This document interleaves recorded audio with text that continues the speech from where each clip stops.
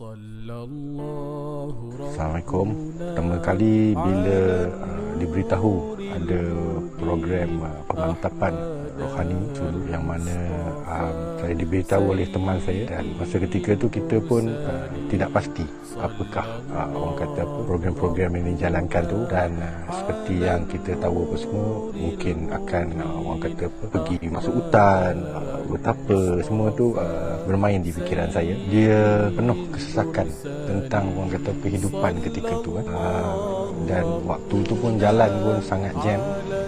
Tapi alhamdulillah selepas perjalanan tu diaturkan untuk sampai ke sini Zawiyah di mana program itu dilaksanakan, barulah hati saya kata inilah pengalaman yang ingin dicari. Maksudnya kita sebagai hamba, kita perlu tahu kata persiapan untuk menghadapi kematian satu hari nanti yang mana kita sendiri pun tidak tahu. So bila di sini terjemahan ciri-ciri kematian, ciri-ciri perasaan, rasa kesorangan itu diterbitkan. Jadi bila mana kita menjalani proses ini, kita diberi kelambu bagai pelambangan di alam kematian. So apabila kita dapat berada di sini di pertengahannya, kita banyak melakukan zikir-zikir yang kita pernah lakukan dulu tapi diabaikan. Bila di program ni, kita jadi cuba meningkatkan kerohanian kita tu dengan zikrullah yang dijalankan sepanjang masa setiap waktu, dan saya dapati ada kelainan di dalam jiwa dan raga. Saya rasa macam ketenangan tu ada, ditimbulkan semangat rohani itu ditimbulkan, dan itulah yang saya mencari sekarang.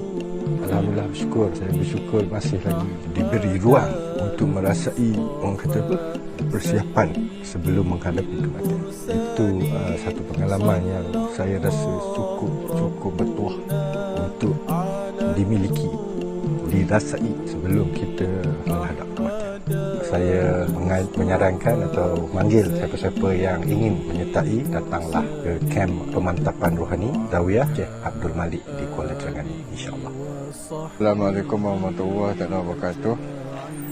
Saya Saiful Adnan, pendakwah jalanan dan juga pendakwah yang berkhidmat untuk gelantangan dan juga di seluruh bumi Malaysia, terutama di Sabah.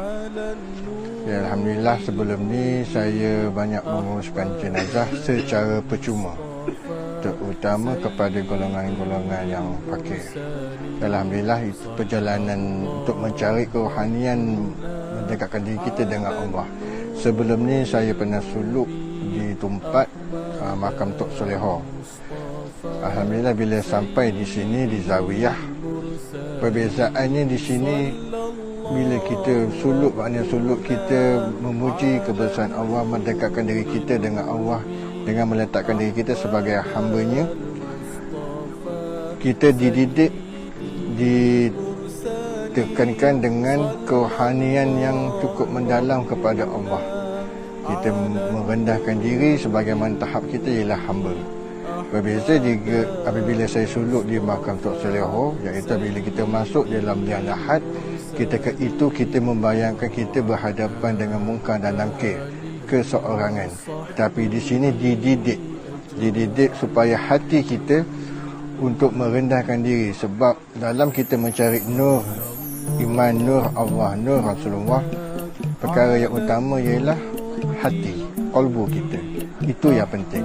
Jika qalbu itu tidak mendapat cahaya, maka jasad tidak mempunyai perjalanan yang lurus. Kerana jasad kita akan perjalanan yang serong, yang bengkak-bengkok.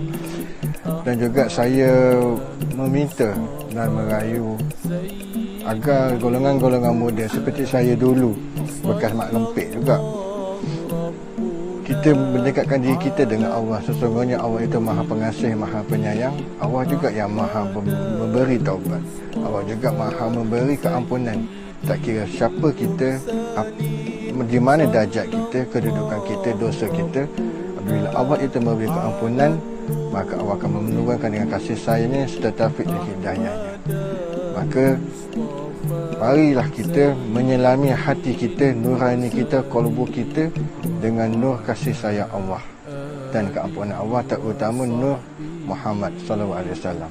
Assalamualaikum warahmatullahi wabarakatuh. Bismillahirrahmanirrahim. Assalamualaikum warahmatullahi wabarakatuh. Saya Haji Amir dari Sepang, Selangor. Alhamdulillah hari ini hari ketiga saya berada di Zawiyah untuk menyertai kem penyucian jiwa, bersuluk lah selama 3 hari. Jadi Alhamdulillah ini pengalaman saya yang pertama bersuluk dengan Zawiyah ni, dan banyaklah yang saya pelajari. Caranya saya belajar bagaimana caranya nak berzikir dengan proper, dengan betul. Dan zikir ni memanglah sebelum ni kita berzikir, tapi zikir kita tu lebih kepada sendiri-sendiri, tak ada di penyesanat dan tidak ada sesiapa yang mendidik lah. Jadi kita buat sendiri. Alhamdulillah kita belajar di sini cara-cara untuk berzikir, ikan hati, mengeluarkan kebesaran makhluk dalam hati kita dan masukkan kebesaran Allah dalam hati. Jadi ini adalah cara yang lebih praktikal, yang mana kita dilatih,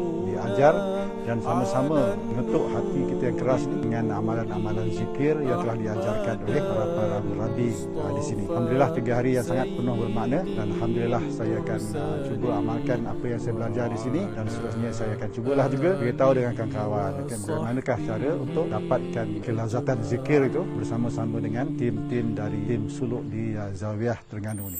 Jadi Alhamdulillah terima kasih banyak kepada tim suluk Zawiyah yang telah cukup lumus mendidik kita selama 3 hari dengan segala macam pengorbanan yang mereka telah buat. Alhamdulillah, terima kasih lagi sekali. Assalamualaikum. Sayyidil mursalin sallallahu rabbuna ala nuril mubin ahmadan mustafa sayyidil mursalin sallallahu rabbuna ala nuril mubin ahmadal mustafa sayyidil mursalin sallallahu rabbuna ala nuril mubin ahmadal mustafa